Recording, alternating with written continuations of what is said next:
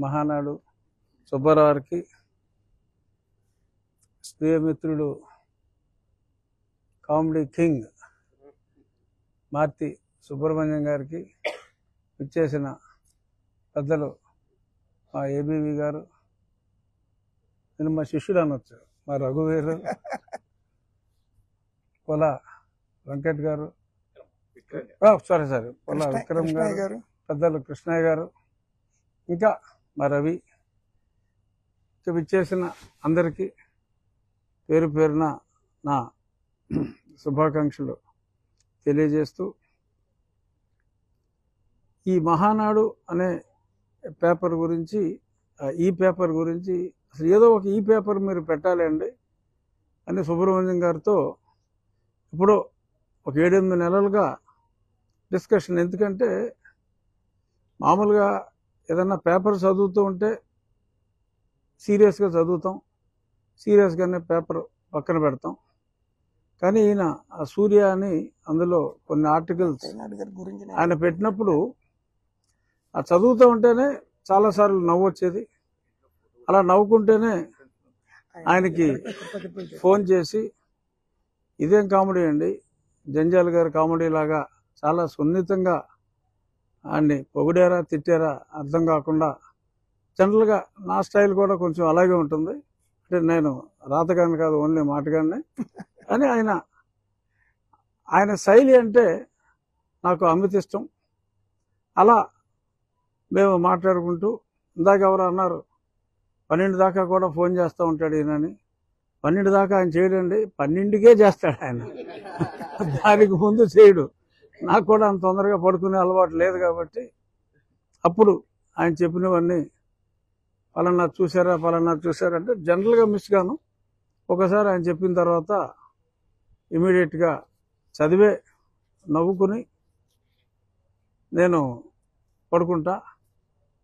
దానికి కొన్నాళ్ళ తర్వాత సుబ్బారావు అని ఒక మంచి మిత్రుడు ఒక ఆయన దొరికారండి. ఆయన నేను కలిసి ఈ రకంగా స్టార్ట్ చేస్తున్నామంటే చాలా సంతోషం అండి అని ఆ పేరు నిర్ణయించేటప్పుడు కూడా, అంటే ఆ సలహా సంప్రదింపుల్లో పేపర్ వీళ్ళిద్దరే పెట్టుకున్నారు, కానీ ఆ సలహా సంప్రదింపుల్లో నా భాగస్వామ్యం ఉంది. తప్పకుండా ఇవాళ ఈ డిజిటల్ యుగంలో మనకు కావాల్సింది ఇటువంటి న్యూస్ పేపరే. నేను ప్రతిరోజు ఈనాడు, ఆంధ్రజ్యోతి, అప్పుడప్పుడు సాక్షి కూడా చదువుతా. కాదు రెగ్యులర్గా సాక్షి, అప్పుడప్పుడు ఆంధ్ర. లేదు అవి ముందే చదివేస్తా అండి. అవన్నీ కూడా డిజిటల్గానే. ఫిజికల్ పేపర్ చదివి చాలా సంవత్సరాలు అయిపోయింది. మరి కరోనా శాపమా లేకపోతే మరి ఏదన్నా పుణ్యం అనుకోవాలో కానీ ఈ డిజిటల్ న్యూస్ పేపర్స్కి this is the right time, ఇందాక సత్య గారు చెప్పినట్టు. సో రాబోయే రోజుల్లో ఆయన సంపాదకత్వంలో, ఈయన నాయకత్వంలో ఈ 2 నెలల్లో చాలా ఇంపార్టెంట్. అందుకని దినదినాభివృద్ధి చెందాలి అని చెప్పి సత్య గారు చెప్పారు. కానీ ఈ 2 నెలల మటుకు క్షణాభివృద్ధి చెందాలి. ఎందుకంటే ప్రజలకి నిజాలు చెప్పవలసిన అవసరం చాలా ఉంది. ఒక ఉన్మాది పరిపాలనలో మనం ఉన్నాం.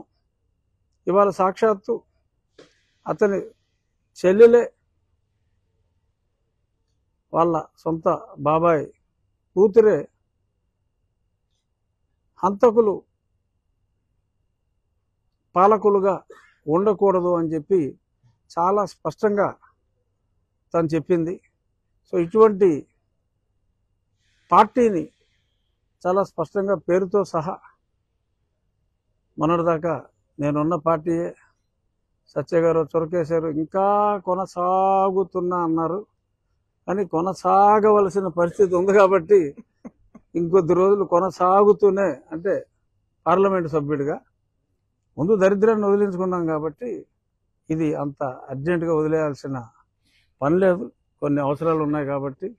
ఎందుకంటే ఇంకా అరాచకాల మీద రెగ్యులర్గా ఎలక్షన్ కమిషన్కి మరి ఇంకా చాలా చోట్ల కంప్లైంట్లు ఇవ్వాల్సిన అవసరం ఉంది కాబట్టి ఒక మాజీ సభ్యుడిగా కన్నా ప్రస్తుత పార్లమెంట్ సభ్యుడిగా ఉంటే కొంచెం ఎఫెక్టివ్గా మరి ఈ ప్రభుత్వాన్ని వీళ్ళ దుందుడుకు చర్యల్ని ఎదుర్కోవటానికి అవసరం ఉంది. కాబట్టి ఎందుకంటే ఆ 1,10,000 జీతం కోసం ఇంకా నెల రోజులు కంటిన్యూ అవ్వాల్సిన పని లేదు. కానీ మరి ఎఫెక్టివ్గా కమ్యూనికేట్ చేయాలి వీళ్ళ అరాచకాలనంటే మరి కొద్ది రోజులు ఆ పదవిలో ఉండవలసిన అవసరం ఉంది. అందుకని కొనసాగుతున్నాను సత్య గారు. ఇంకా మన భోగాది గారు వాట్సాప్లో మేము ఒక 9-10 నెలలుగా ప్రతిరోజు ఆ గ్రూప్లో ఉన్నారు. ఆయన పుస్తకం కూడా పంపారు. చాలా వరకు నేను జనరల్గా పుస్తకాలు ఎక్కువగా ఫ్లైట్లో ట్రావెల్ చేసేటప్పుడు బాగా ఎక్కువ చదివేవాడిని. గతంలో వారానికి 5 రోజులు ట్రావెల్ చేసేవాడిని. ఈ పనికిమాలినోడు పుణ్యం అంట నన్ను ఢిల్లీలోనే రెస్ట్రిక్ట్ చేసి ట్రావెలింగ్ కూడా తగ్గిపోయింది. హైదరాబాద్ వద్దామా అంటే ఇక్కడ కూడా ఆ సన్నాసికి ఇక్కడ సన్నాసి తయారై మరి ఇక్కడ కూడా నన్ను పెద్దగా ఉండనివ్వని పరిస్థితి. కాబట్టి ట్రావెలింగ్ తగ్గి చాలా పుస్తకాలు నేను చదవలేకపోయా. అదర్వైజ్ నేను పుస్తకాలు బాగా చదివేవాడిని, సినిమాలు కూడా బాగా చూసేవాడిని.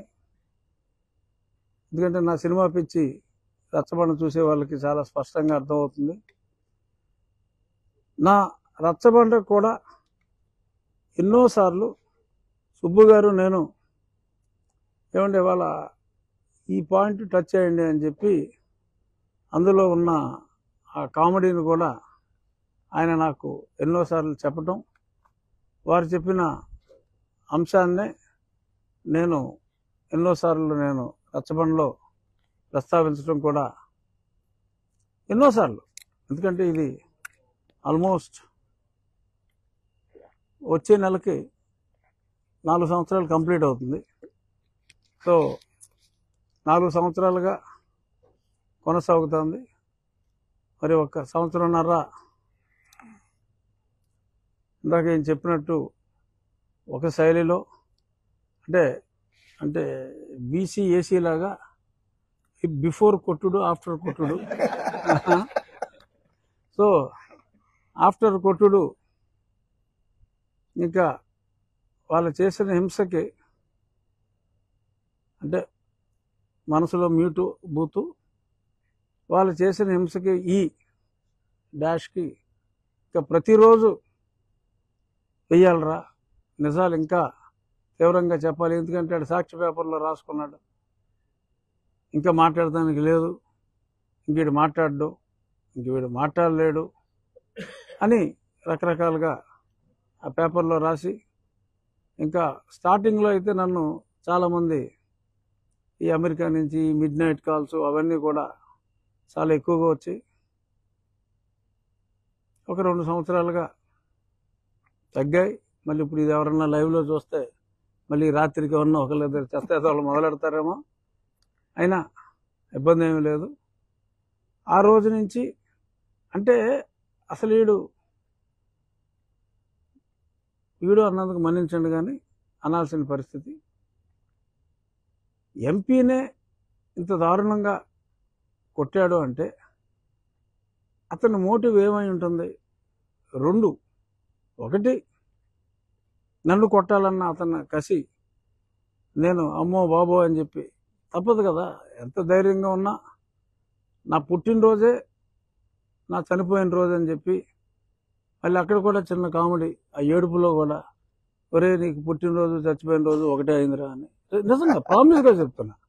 ఆ ఒక క్షణంలో వచ్చిన ఆలోచనలు ఆ పుట్టినరోజు నాటే తీసుకెళ్ళి వాళ్ళు దారుణంగా చిత్రవత్ చేసి అద్భుతమైన పొగడ్తలతో అంటే ఎరా లంజా కొడక బెయిల్ రద్దు చేయాలరా ముఖ్యమంత్రిది అని అటువంటి వచనాలతో కొట్టి మరి అతను చూసి చాలా ఎంజాయ్ చేశాడంట.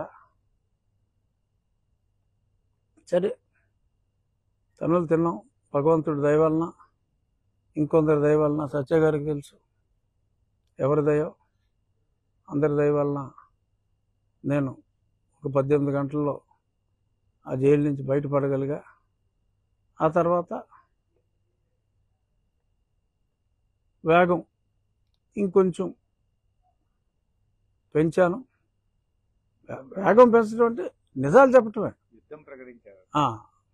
యుద్ధం ప్రకటించాల్సిన పరిస్థితి.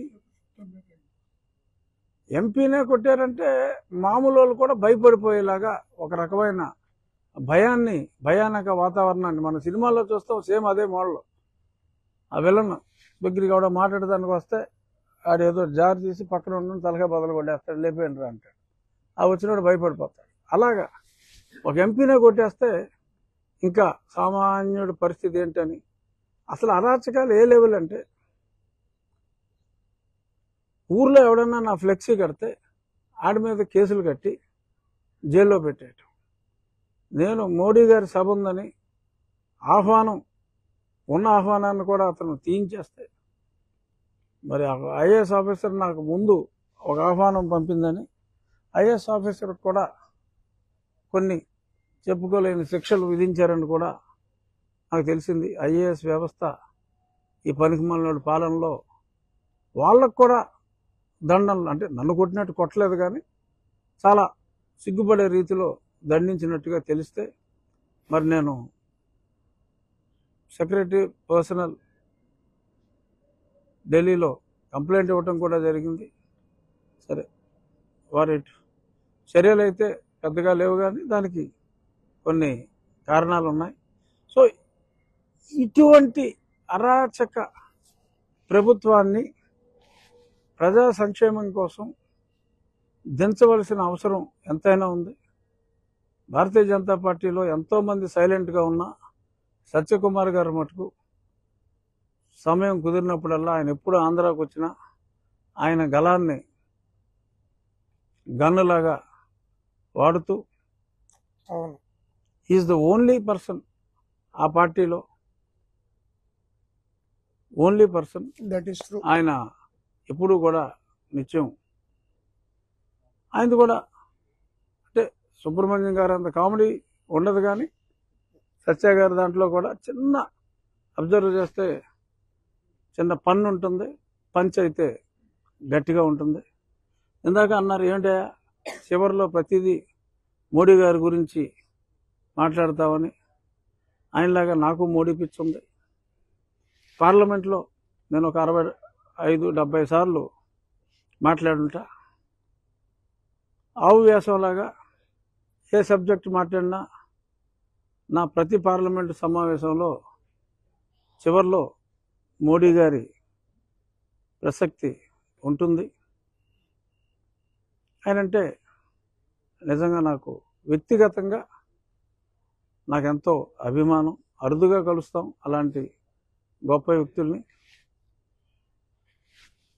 ఇవాళ నేను ఎంపీగా ఉన్నా అంటే మావాడు 3 ఏళ్ళ క్రితమే, 3 ఏళ్ళు కాదు, 2020 జూన్ 3వ తారీఖు డిస్క్వాలిఫికేషన్ ఇచ్చి, ఇడో పెద్ద పోటుగాడు 1 వీక్లో డిస్క్వాలిఫికేషన్ అయిపోతుందని చెప్పి బై ఎలక్షన్కి రెడీ అవ్వంటారు అని చెప్పేటప్పుడే మరి దేనేపాల ఎంపీగా ఉన్నా, అప్పటి నుంచి మీ ముందున్నా, ఇప్పుడు దానికి కారణం సత్య గారు, నేను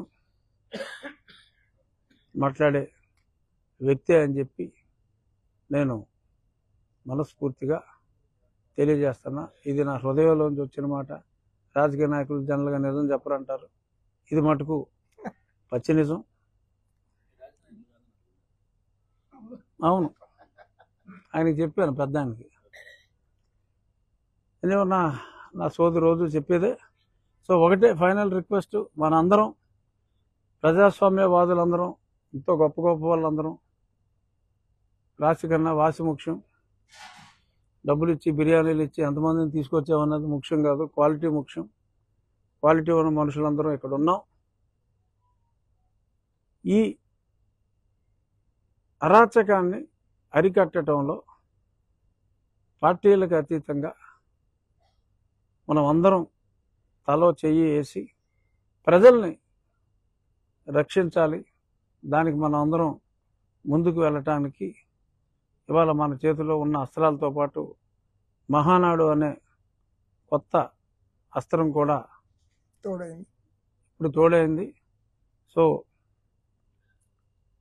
ఇందాక చెప్పినట్టు క్షణక్షణాభివృద్ధి చెందాల్సిన అవసరం ఉంది.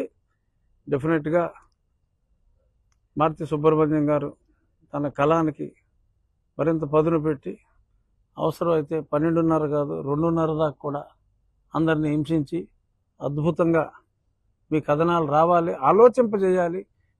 వీడు కోటేటువంటిరా అనే ఒక అసహ్యం కలిగేలాగా మీరు మీ సంపాదకీయాన్ని పదును పెట్టాలని మనస్ఫూర్తిగా కోరుకుంటూ